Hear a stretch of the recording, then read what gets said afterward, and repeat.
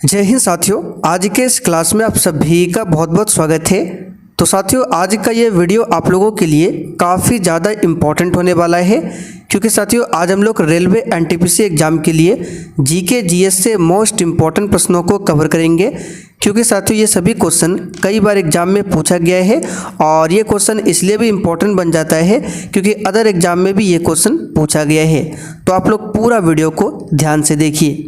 तो साथियों क्वेश्चन आपके सामने है, क्वेश्चन को ध्यान से पढ़िए और अगर आपको इसका आंसर पता है तो नीचे आप लोग कमेंट बॉक्स में इसका आंसर बता सकते हैं।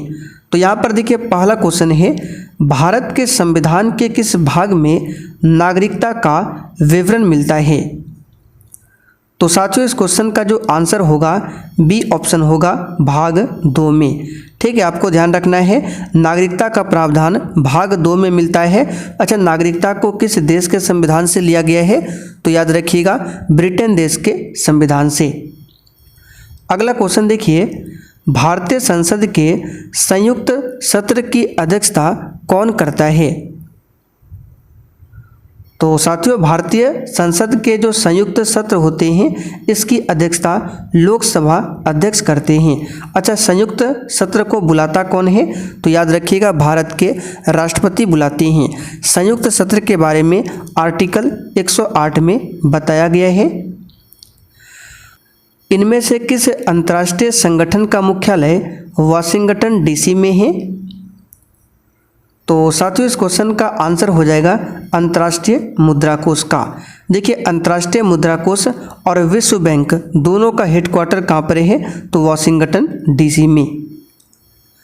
अगला क्वेश्चन, बंगाल में स्वदेशी आंदोलन के दौरान बनाए गए तिरंगे झंडे में कौन कौन सा रंग था? वेरी इंपॉर्टेंट क्वेश्चन है। तो साथियों बंगाल में जो स्वदेशी आंदोलन हुआ था और उसमें जो तिरंगा झंडा बनाया गया था इसमें लाल, हरा और पीला कलर का यूज किया गया था। तो यहाँ पर सी वाला ऑप्शन आपका सही आंसर है। भारतीय अर्थव्यवस्था में इनमें से किस क्षेत्र को सेवा क्षेत्र के रूप में भी जाना जाता है? इस क्वेश्चन पर आप सभी स्टार मार्क कर लीजिए। ये क्वेश्चन काफ़ी बार अलग अलग एग्जामों में पूछा गया है। तो देखिए इस क्वेश्चन का आंसर होगा तृतीय क्षेत्र। ठीक है, तृतीय क्षेत्र को ही सेवा क्षेत्र बोला जाता है। विटामिन सी की कमी से इनमें से कौन सा रोग होता है? सही आंसर है बी ऑप्शन स्कर्वी रोग। और साथियों विटामिन सी का रासायनिक नाम पूछे तो एस्कॉर्बिक एसिड होता है। इनमें से किस भारतीय राज्य में हेमेटाइट का सर्वाधिक भंडार मौजूद है? सही आंसर है उड़ीसा राज्य में। यह क्वेश्चन भी आपके एग्जाम के लिए वेरी इंपॉर्टेंट होगा, ध्यान रखिएगा। Tata iron and steel company जिसको शॉर्ट में टिस्को बोला जाता है, इसकी स्थापना कब होती है? सही आंसर है 1907 में। ध्यान रखिएगा 1907 में टिस्को की स्थापना होती है। बाघ, यहाँ पे बाघ होगा। बाघ संरक्षण हेतु जागरूकता बढ़ाने के लिए वैश्विक बाघ दिवस कब मनाया जाता है? तो साथियों दिवस से भी काफ़ी सारे क्वेश्चन एग्जाम में पूछे आते हैं। तो वर्ल्ड टाइगर डे जो है 29 जुलाई को मनाया जाता है, इसे आप लोग ध्यान रखें। सूर्य का चक्कर लगाने वाले चट्टानों के छोटे छोटे टुकड़ों को क्या कहा जाता है? नॉर्मल सा क्वेश्चन है, उल्का पिंड बोला जाता है। निम्नलिखित में से कौन सा क्षेत्र भारत की जीडीपी में सर्वाधिक योगदान देता है? सही आंसर है तृतीय क्षेत्र। तृतीय क्षेत्र को ही सेवा क्षेत्र बोला जाता है और ये भारत की जीडीपी में सबसे अधिक योगदान देता है। ईरान का प्राचीन नाम क्या है? इस क्वेश्चन पर आप सभी स्टार मार्क कर लीजिए। तो साथियों ईरान का प्राचीन नाम पूछे फारस है। ठीक है, ऑप्शन में कभी कभी पर्सिया भी देता है, तो दोनों आपको ध्यान रखना है, फारस या फिर पर्सिया। ये ईरान का क्या है? प्राचीन नाम है। ईस्ट इंडिया कंपनी ने भारत के किस शहर में अपना पहला व्यापारिक केंद्र स्थापित किया था? सही आंसर है सूरत में। कहाँ पर? सूरत में। मुस्लिम लीग की स्थापना कहाँ पर हुई थी? तो साथियों मुस्लिम लीग की स्थापना 1906 में होती है बांग्लादेश के ढाका में। तो यहाँ पर पहला वाला ऑप्शन सही जवाब है। इनमें से कौन से कंप्यूटर सिस्टम की मेमोरी की सबसे बड़ी इकाई है? तो साथियों कंप्यूटर सिस्टम की मेमोरी की सबसे बड़ी इकाई योटाबाइट, क्या हो जाएगा? योटाबाइट। अजंता गुफाओं के चित्रकार क्या दर्शाती है? जो अजंता गुफाओं की चित्रकारी है ये क्या दर्शाती है? तो आप कहेंगे जातक कथाएं।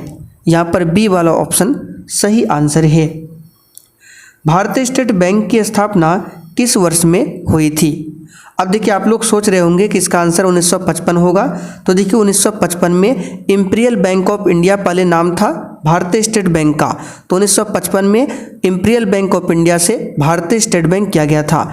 लेकिन ऑप्शन के अकॉर्डिंग चले तो इसकी स्थापना एक्चुअल में 1806 में होती है। ठीक है, कब? 1806 में।